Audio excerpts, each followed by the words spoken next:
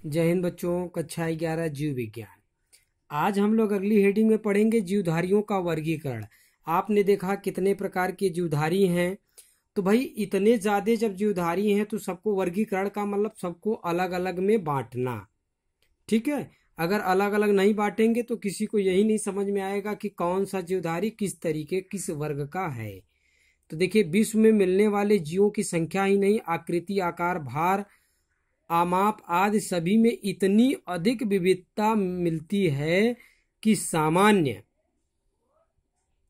रूप से उनकी पहचान याद रखना संभव नहीं है।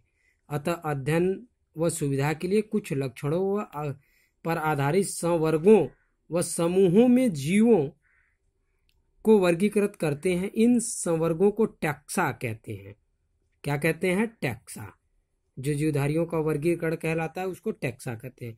उदाहरण के लिए पौधे, जंतुओं, बैक्टीरिया आदि को अलग अलग संवर्गों या वर्णकों या टैक्सा में रखा गया है। जैविक वर्गीकरण की आवश्यकता क्यों हुई? विश्व में मिलने वाले जीवों की संख्या में ही नहीं, आकृति, आकार, माप, देखिए वही चीज दिया है तो आप यही बस लिख देंगे। ठीक है।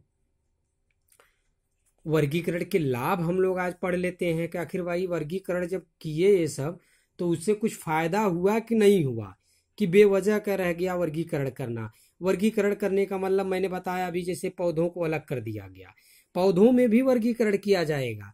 जो जलचर पौधे होंगे उनको अलग किया जाएगा और जो पृथ्वी पे रहेंगे उन्हें अलग किया जाएगा।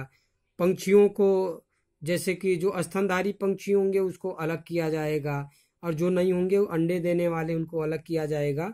तो वर्गीकरण इसी आधार पे किया गया, उनके कुछ समानताओं के। देखिए वर्गीकरण के लाभ क्या है? जीवों की विविधता के बारे में बताता है कि कितने प्रकार के हैं। दूसरा, जीवों की उत्पत्ति था उनके बीच परस्पर संबंध का ज्ञान होता है। उत्पत्ति और संबंध का मतलब ये जिस वर्ग में रखे गए वो उसी वर्ग के जीव जंतु होंगे। इसके द्वारा हम कम समय में अधिकाधिक जीवों के विषय में जानकारी प्राप्त कर सकते हैं कि किसी भी समूह के एक प्रारूपी जीव का अध्ययन करके उस समूह के सभी जीवों के विषय में मोटी जानकारी प्राप्त की जा सकती है। मोटी का मतलब ये हुआ कि जैसे अगर जलचर की बात आ गई तो उसमें मछली, मेढक और मगरमच्छ इस तरीके से आ जाएंगे।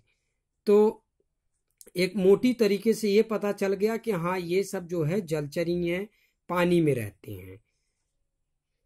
चौथा वाला, प्रत्येक जीव की जीव जगत में स्थिति का पता चलता है, यानी जीव जगत में ये जीव किस प्रकार का है, कौन सी इसकी स्थिति क्या है। पांचवा पॉइंट, जीवों के विकास क्रम एवं प्रमाण का भी पता लगता है कि इन्होंने विकास किस प्रकार किया और इनका क्रम कैसा है, इसके बारे में भी वर्गीकरण करने से पता चल जाता है। कल हम लोग एक नई हेडिंग के साथ उपस्थित होंगे। आज के लिए बस इतना ही। आप यहाँ से यहाँ तक लिख लीजिएगा और ये छोटा सा, क्योंकि लिखने में मोबाइल से थोड़ी दिक्कत होती है इसलिए छोटा छोटा ही बनाएंगे जिससे आप लोग नोटबुक तैयार कर सकें। आज के लिए इतना ही। धन्यवाद।